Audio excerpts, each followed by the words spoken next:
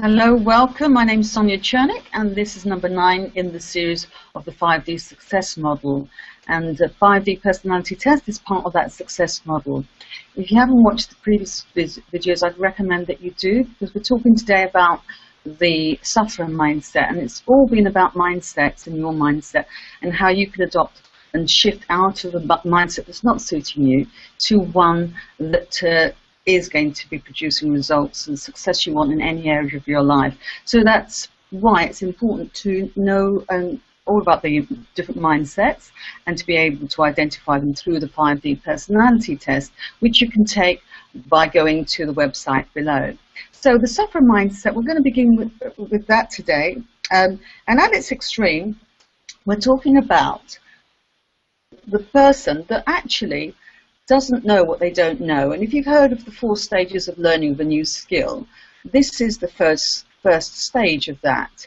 When the sufferer decides that they don't like where they're at, and they decide to get out of that predicament of not knowing what they don't know, because it's very uncomfortable.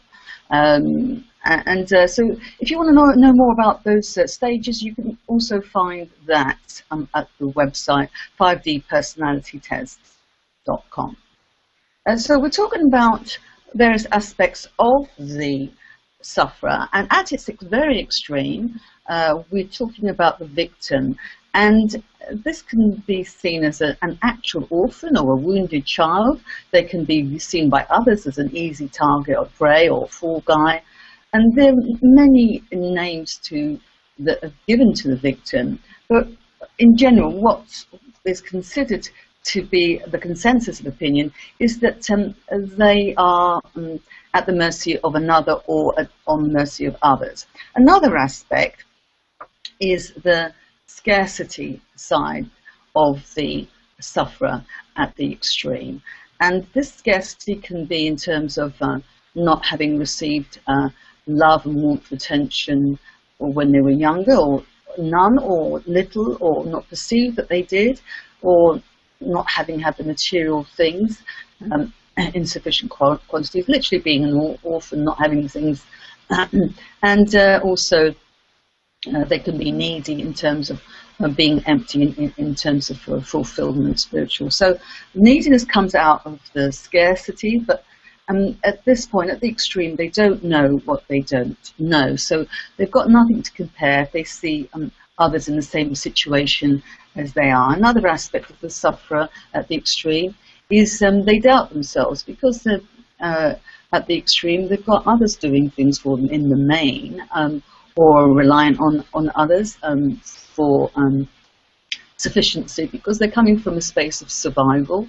And when you're coming from a space of survival, you're doing whatever it takes, but you do get doubts, and that doubt leads to low self-worth, low self-esteem. So this is a real key point to the sufferer in the extreme, that they suffer from extreme low self-esteem, and consequently they start to become quite judgmental and critical of themselves and fault-finding of themselves, and that's projected later on when they decide to get out of that. When they start doing the comparison, that's projected onto others, and they start seeing fault and criticize and be judgmental of others, and that's something that can happen quite easily.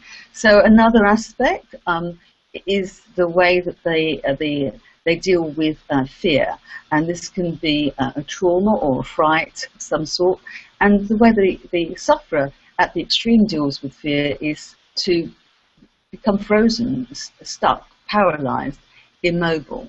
And if they don't have something that happens to them to get them out of that, then they stay stuck and go into deep depression. And what can come of that? We don't want to go down that road. But a final aspect to consider about the sufferer at the extreme is that they are misfortune magnets. And of course, at the extreme, they're not even aware that they attract negativity towards them. This can be in the format of being accident prone, attracting health problems to them of all sorts, attracting wrong partnerships both in their personal and professional life. And this becomes a vicious circle because they then adopt an attitude that things always go wrong for them, and certainly with that mindset they will do. So looking still at the sufferer at the extreme, here I've summarized what we've just spoken about, different aspects. The victim, which is coming from survival mode, at the mercy of others. We're talking about the aspect of scarcity, which leads to a neediness, and from that neediness they'll decide to move into servant soldier or indeed at searcher mode, depending on the type of neediness. Self-doubt, which leads to indecisions, procrastination, self-consciousness, and of course severe low self-esteem, self-worth. The other aspect is how they deal with fear. They become frozen, stuck. If they get unstuck, if they decide to flee, they'll end up in the servant mode. If they decide to fight, they'll end up in the soldier mindset. And if they decide to take flight and trust in the universe or a greater intelligence, then they'll move into the search come seeker mode. And the final aspect of the sufferer at the extreme to consider is that they're a misfortune magnet. And when they start to see this, when they start to get the awareness, they'll notice that that life doesn't just happen to them, but at the extreme end, this is how they view life, that life happens to them, and therefore with that view, their like will attract like, and they will definitely be attracting more and more negativity. So there are many feelings associated with the sufferer that's operating in the shadow or in the dark, and this is the opposite to the shadow. This shadow is the opposite to the sufferer operating from the light, and there are many different feelings. I've come up with about 40 different types of feelings, starting from feeling abandoned to ending with feeling unlucky and victimized. And you can take a look at all of those different feelings, the list on the website below. Another thing to consider with the sufferer in the shadow is the problem, which is that they do lack awareness and yet they don't know it. And the belief that comes about is that life happens to me, it's not my fault, I'm not responsible, it's somebody else's fault. So they end up playing the blame game. Consequent of that belief is the behavior, the results, one of refusal or denial to look into their past, to look at their feelings and emotions. And if they're not doing that, they're not going to be learning and being able to get out of that space. And the outcome is therefore that they stay stuck mentally and emotionally. This is because the repressed feelings are there and the emotions are there, stuck in the body, stuck within them. And somehow they have to be expressed, and they will have to come out somehow, some way, some form, usually in the body in terms of health issues, but they can come out in other forms in other ways. So this is just a few of the types of feelings that we're going to cover. If they feel victimized, which the sufferer in the shadow will do, then they end up becoming the victimizer. So it's you've done this to me, I'm going to do this to you. So that revenge type of attitude. Also, another feeling that I'm going to pick, just one of the full list of 40 that's on the website below. They feel unlucky, and therefore they become unlucky. They become that misfortune magnet. They feel fearful, and this is expressed in terms of being frozen with fear, as opposed to other ways of dealing with fear or coping with fear.